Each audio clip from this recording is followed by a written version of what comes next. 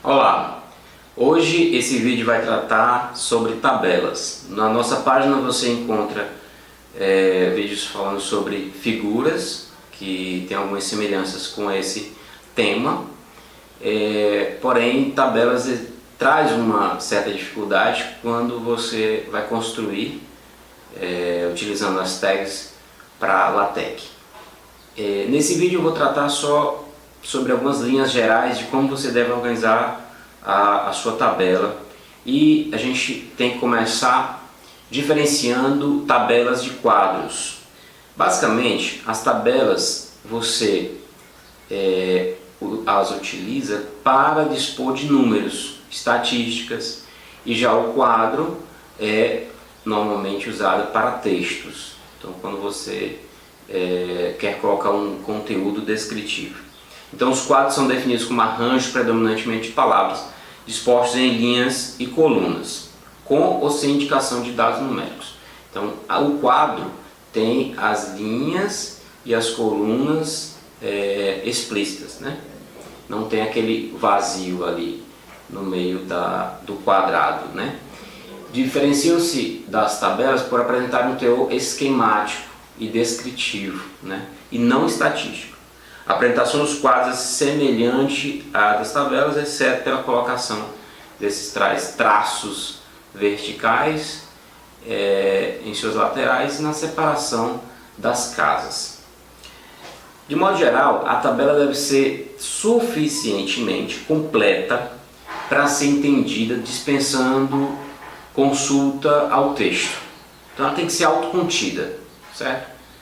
Porém, tome cuidado, contenha somente os dados necessários ao seu entendimento. Então, nem muito, nem pouco. Inclua os dados logicamente ordenados.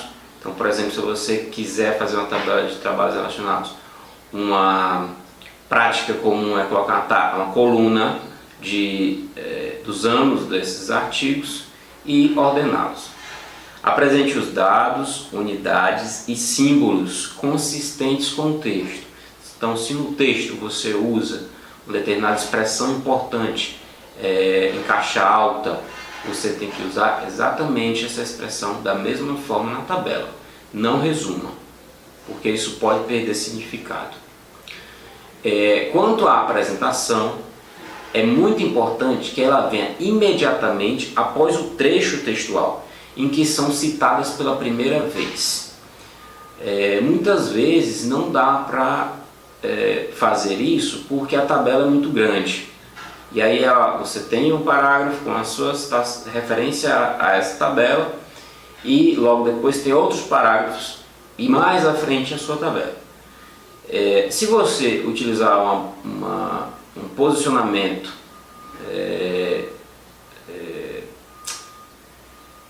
bem otimizado no seu documento, a sua tabela vai ficar posicionada em um local adequado, tá? Se ela não fica imediatamente posterior a esse parágrafo, é porque provavelmente ela é muito grande e aí ela salta para a próxima página, mas isso não é um erro, tudo bem? Então não tente forçar nem figuras e nem tabelas a ficar em determinado espaço. Simplesmente coloque o seu texto livremente lá. Quando finalizar o artigo, reposicione à medida que você precisar as suas tabelas e figuras. Devem as tabelas ser alinhadas de acordo com as margens do texto. Então não deixe passando em largura ali a sua tabela a margem do texto, porque isso é errado, tá? Devem preferencialmente ser apresentadas no mesmo tipo e tamanho de letras adotados no texto. É comum ver tabelas com a fonte muito pequena. Você até pode colocar menor do que o texto comum, mas cuidado para não ficar pequeno demais e não dá para ler, né? Isso traz um problema grave ao seu artigo. Cuidado também para não repetir seus dados em gráficos ou figuras. Se você já fez um gráfico onde resume a sua estatística, para que você dispor o detalhamento dos números em uma tabela? muitas vezes não faz sentido. Então veja se é o caso do seu artigo. Não repetir dados. No próximo vídeo eu vou mostrar um exemplo prático, tá? E qual ferramenta eu uso para gerar tabelas. Obrigado, até a próxima.